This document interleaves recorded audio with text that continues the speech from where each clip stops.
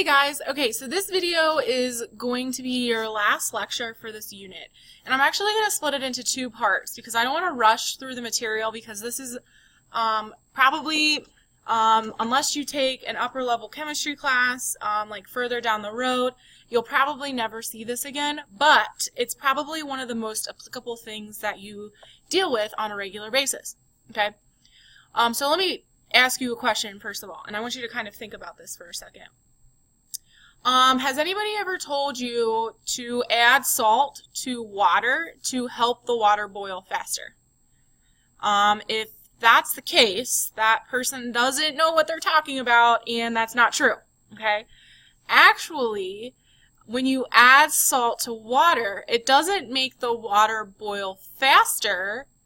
It makes the water's boiling temperature increase, meaning instead of boiling at 100 degrees Celsius, you're going to boil higher than 100 degrees Celsius, okay? This is the same concept that you see when we add salt to the roads during snow, right? Because what happens is when you add salt to the roads, water freezes at 32 degrees Fahrenheit, a little bit lower than 32 degrees Fahrenheit, or 0 degrees Celsius, which means when we add the salt to the roads, we're changing the freezing point of water from 0 and we're making it lower. So we change it to about -1 degree Celsius that it needs to freeze, which helps the water or the snow to not turn into ice, but turn into liquid water, okay? So with that being said, what we're going to talk about are these two different things: boiling point elevation and freezing point depression. So depression means lower, elevation means increase, okay? And a colligative property is a property that depends on how many particles you have in a solution, okay? Not necessarily what that solute is, okay? So let me give you an example here. When we dissolve sodium chloride into water, okay, because that's what I said, when you make your temperature increase when you boil your water. When you dissolve sodium chloride in water, I'm omitting my water molecules in this equation, and I'm going to illustrate that water is present by putting aqueous, okay? When I dissolve sodium chloride in water, I get sodium chloride. So I'm getting two different ions, okay? So what that means is I have two solute particles in this solution, not one, okay? So this is going to help the temperature to increase because I have added a solute that can break into two different solvents. Now you can also have things that don't break into two different solvents or solutes, and an example of this would be sugar. Okay, so sugar is C6H12O6, okay? And when it goes from solid to aqueous, nothing breaks apart. I'm sorry, this should be H12O6, and it's aqueous. So I'm going from one solute particle to one solute particle, okay, which is not going to elevate the temperature as much as if I had two solute particles like I do in sodium chloride. Okay, so what is boiling point elevation? Boiling point elevation, so for example, like I said, if you add salt to water, we will see an increase in boiling point. Not boiling point, boiling point. And if I add salt to water at freezing temperature, we're going to lower or depress the temperature. So we're going to see a decrease in freezing point. Okay, now we can actually calculate this using a new concentration value called molality. Okay, so what I want to do for the rest of this video is look at how to calculate molality, and then the next video you're going to watch is how do we use molality to figure out this boiling point elevation and this freezing point depression. Okay, so let's look at molality. Molality sounds very similar to molarity, okay, but molality has that extra L in it.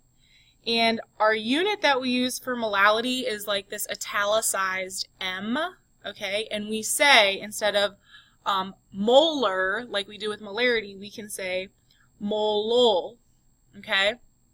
And the formula is going to be grams of, sorry, hang on a second, guys. Okay, sorry about that. So molality is going to be equal to our moles of our solute divided by, watch this, kilograms of solvent. Okay, so now we're specifying our molality as being a moles within a given amount of solvent.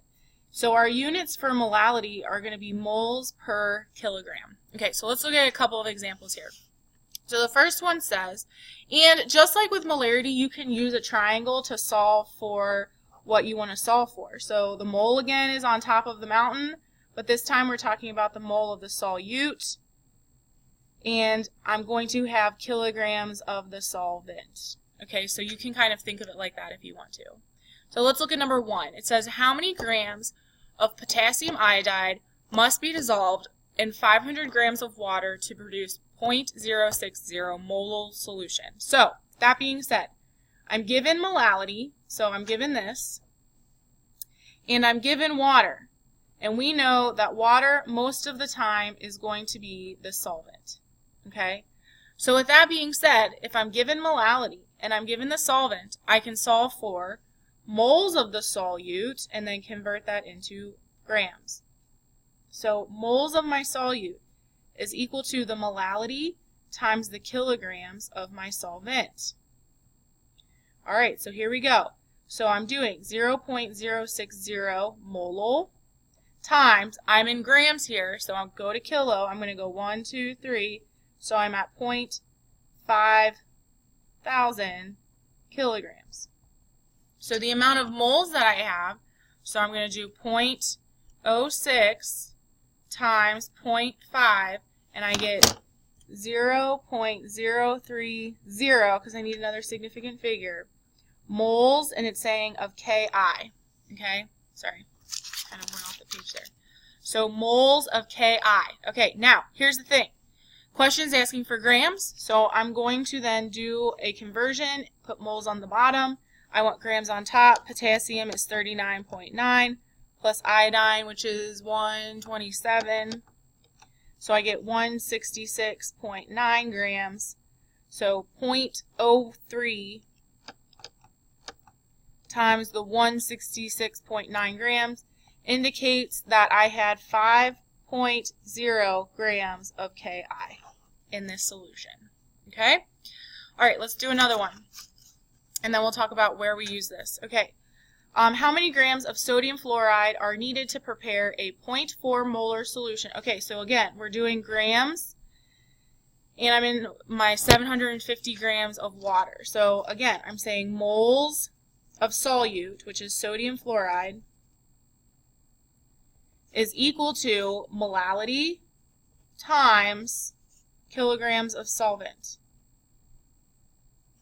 So that's going to be equal to 0.400 molal times 0.75. I'm going to drop that 0 because it's not significant, kilograms. Okay? So then I'm going to do 0.4 times 0.75, and I get 0.30 moles of sodium fluoride. And then again, for every 1 mole of sodium fluoride, it's going to weigh 19 times 2 plus 22.99 gives me 60.99 grams times 0.3. So I'm going to have 18 grams of sodium fluoride in this solution. Okay? So that's how you calculate molarity. In the next video that I want you to watch, I want you to see how we're going to use molarity to talk about this thing called boiling point elevation and freezing point depression. Okay? Go watch the next video.